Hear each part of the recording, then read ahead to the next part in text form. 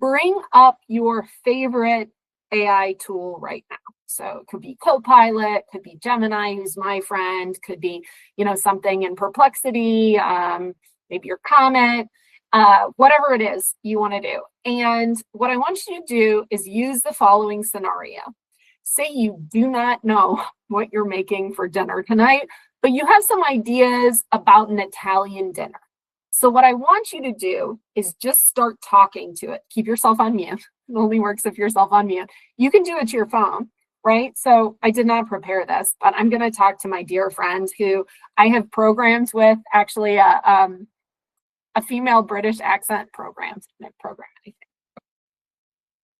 I want to set up an Italian dinner with a bunch of different dishes, and the purpose of this is I really want to impress my neighbors with like a dinner party, but I also don't want to have like 15 courses because I tend to burn things. So I don't know really what to do. Could you actually, you know what? I need to update my husband as to all this stuff. Can you put what I just told you into a quick email and make it make sense?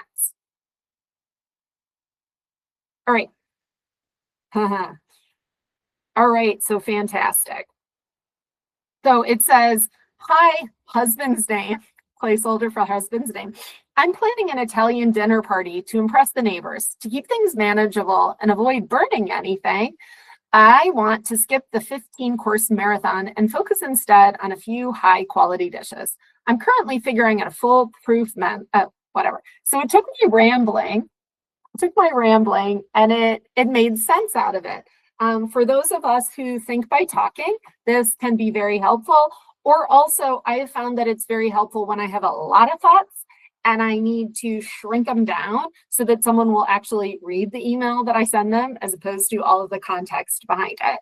So you can also adapt it. So you could, you know how I said at the end, oh, make that into an email.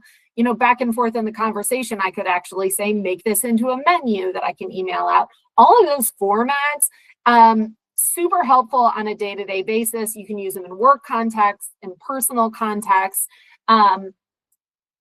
People talk to AI a lot, but they don't always use AI when they're talking to help them structure, right? It's just another hack, helps you make it faster, and you can adapt it in any different way. This is also something you can actually do when you're thinking through, say, a marketing campaign or a grant proposal, and we have some examples we're going to use moving forward.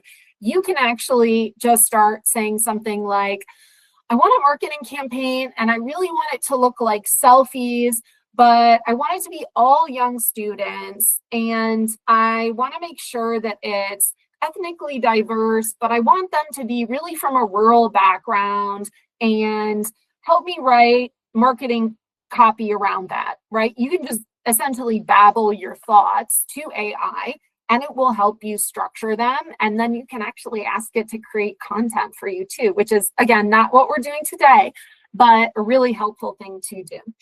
So these are some real prompts that you can steal. We will be sending out this recording. So clean up this transcript, structure it into an email, take this voice note, family reunion plans. Planning family reunions, always really fun. The more natural you sound, the more authentic. So I have this challenge when I'm talking to my car, which is I just want to talk to it the way I talk to AI, but it just wants me to say, do you want to reply to your message, yes or no?